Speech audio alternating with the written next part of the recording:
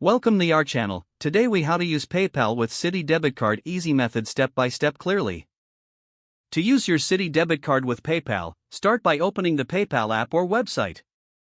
Log into your PayPal account using your credentials. If you do not have an account, create one by following the on-screen instructions.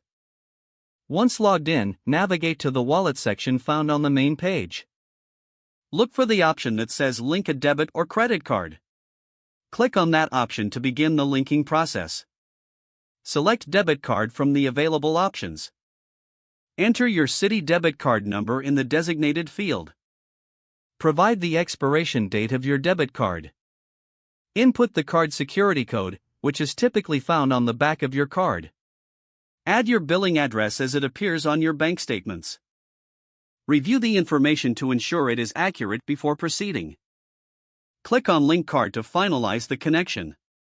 PayPal may perform a small verification transaction to confirm your card details.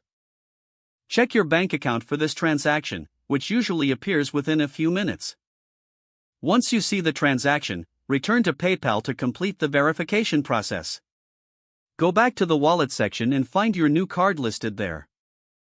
Confirm the amount of the verification transaction and enter it in the specified field. Click Confirm to finalize the linking of your Citi debit card. Your Citi debit card is now successfully linked to your PayPal account. You can now use it for online purchases directly through PayPal. Always ensure your account information is up to date for smooth transactions. If the page does not load, refresh the browser or try again in a private or incognito window. Make sure you are using the correct email address, then retype it carefully to avoid small typos. If your password is not accepted, use the reset option and create a new strong password you can remember.